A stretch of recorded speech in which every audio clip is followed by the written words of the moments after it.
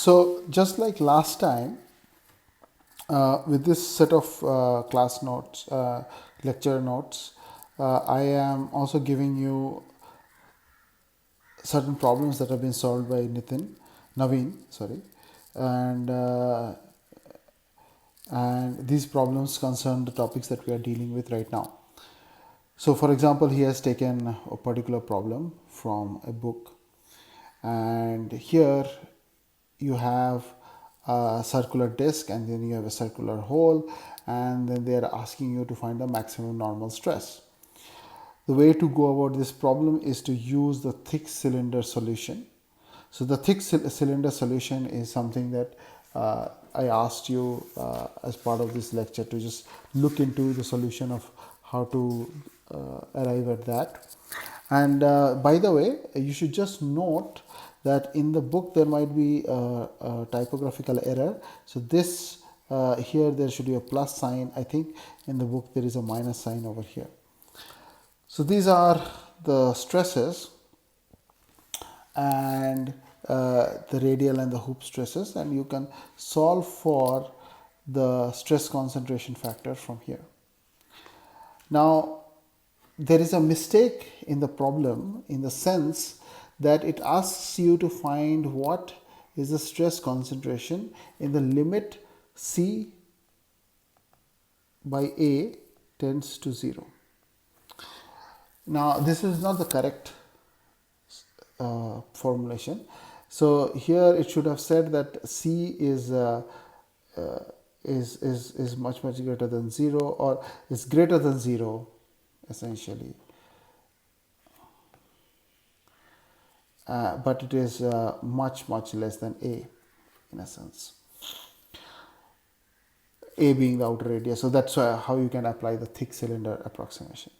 The reason this particular limit doesn't work is because, see, this hole, if you take this particular limit, in the limit this C should sort of become infinitesimally small. So if it is infinitesimally small, what is the least size you can have? It's an atom.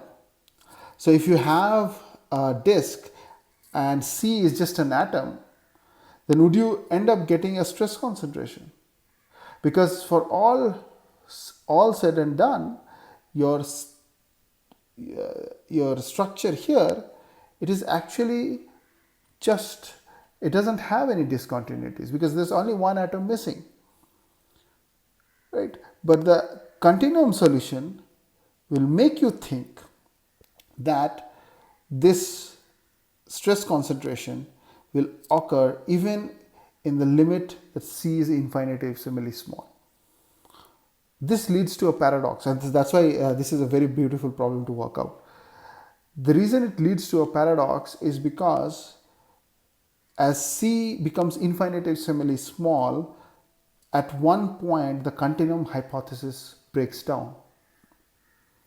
So as C becomes of the order of an atom, this formulation that you are using right here, these will no longer work. So this becomes invalid if C is almost infinitesimal, and that's why this stress concentration factor calculation in that limit is not correct. So you cannot really evaluate the stress concentration factor in if C were infinitesimally small. Okay, so this is but otherwise this is a very nice problem for you to work out. There's another problem here where you actually have to use a map of stress concentration. So here the stress concentration is given to you as a factor of R and D. This is exactly the same as the example that that I was showing you, the hole in a plate, and you have all these different conditions under for which the stress concentration is given. So this is why I was saying that stress concentration factor is an interesting heuristic, because let's say you know what type of hole there is or what type of fillet there is, you can quickly look at this chart. You don't exactly have to evaluate this perfectly. For example, if your R by D is 0.4, you just look at this graph and say, oh, okay, This is somewhere between 1.4 and 1.5. I just take it as 1.45, and then you can quickly calculate what the stress, maximum stress around this structure would be. Sorry, this is corresponding to a fillet. So what would the maximum stress concentration be? So you did not have to run through a very expensive finite element code for which you'd have to wait for maybe an hour or half an hour or even few minutes, right, for the solution to occur, to be complete, and obviously not accounting for the time that goes in into making the CAD file, setting up the problem, and then pressing the solve button. This is very, very fast. So that is why I said the stress concentration factor is essentially a heuristic in a sense, and you can quickly get results by using this.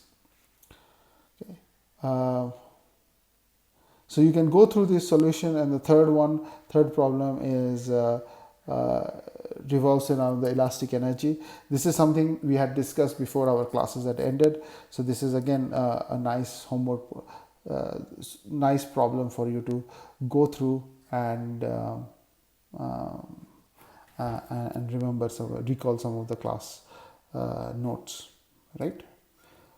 Okay, so what we'll do is we'll end here today, and thanks for listening, and once again, stay safe, and I'll